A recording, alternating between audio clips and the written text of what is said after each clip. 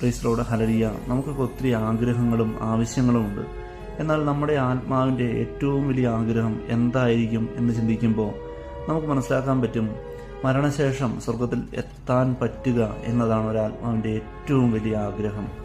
മരണശേഷം ശുദ്ധീകരണ സ്ഥലത്തിലേക്ക് പോകേണ്ടി വന്നാൽ അവിടെ നിന്ന് സ്വർഗത്തിലോട്ട് പോകാനുള്ള ഒരു വലിവ്, ഒരു ആകർഷണം, ഒരാഗ്രഹം, ഇത് നമ്മുടെ ആത്മാവിനെ ഒത്തിരി സ്വാധീനിക്കും. അവിടെ ഉണ്ടാവുന്ന സഹനങ്ങളെക്കാൾ ഉപരിയായിട്ട് ഈ ആഗ്രഹം സാധിക്കുന്നില്ല എന്ന വിഷമമായിരിക്കാം നമ്മുടെ ആത്മാവിനെ ഏറ്റവും കൂടുതൽ ബാധിക്കുക. വിശുദ്ധ യോഹന്നാന്റെ സുവിശേഷം 4-ാം അധ്യായം 14-ാം തിരുവചനം ഇപ്രകാരം പറയുന്നു: ഞാൻ നൽകുന്ന ജലം കുടിക്കുന്നവനെ ഒരിക്കലും ദാഹിക്കുകയില്ല.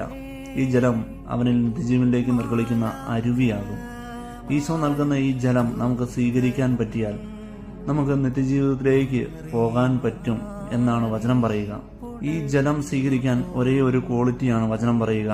വെളിപാട് 22:17 അത് നമുക്ക് കാണാം: ദാഹിക്കുന്നവൻ വരട്ടെ, ആഗ്രഹമുള്ളവൻ ജീവജലം സൗജന്യമായി സ്വീകരിക്കട്ടെ. ഇവിടെ വേണ്ടത് ഒരു ക്വാളിറ്റിയാണ്, ആഗ്രഹം. നമുക്ക് ആഗ്രഹമുണ്ടെങ്കിൽ ജീവജലം കർത്താവ് നമുക്ക് നൽകും, അത് നമുക്ക് സ്വീകരിക്കാൻ പറ്റും. നമുക്ക് സ്വർഗത്തിലോട്ട് പോകാൻ ഈ ജീവജലം നമ്മളെ സഹായിക്കും. നമ്മൾ ജീവജലം സ്വീകരിക്കുന്നതോടൊപ്പം നമ്മുടെ കുടുംബങ്ങളിൽ നിന്ന് മരിച്ചുപോയ ശുദ്ധീകരണ ആത്മാക്കൾക്ക് വേണ്ടി ശക്തമായി പ്രാർത്ഥിക്കാം. അവർക്ക് വേണ്ടി ഇത്രയും കാലം ശക്തമായി നമുക്ക് പ്രാർത്ഥിക്കാൻ പറ്റാത്തത് അവരുടെ ആഗ്രഹം നമുക്ക് തിരിച്ചറിയാൻ പറ്റാതെ പോയി എന്നുള്ളത് കൊണ്ടല്ലേ? ശുദ്ധീകരണ സ്ഥലത്തായിരിക്കുന്ന നമ്മുടെ പ്രിയപ്പെട്ട എത്രയോ ആത്മാക്കളുണ്ട്. ഈ ആത്മാക്കൾക്ക് വേണ്ടി നമുക്ക് ഈ ദിവസം തൊട്ട് ശക്തമായി പ്രാർത്ഥനയിലായിരിക്കാം.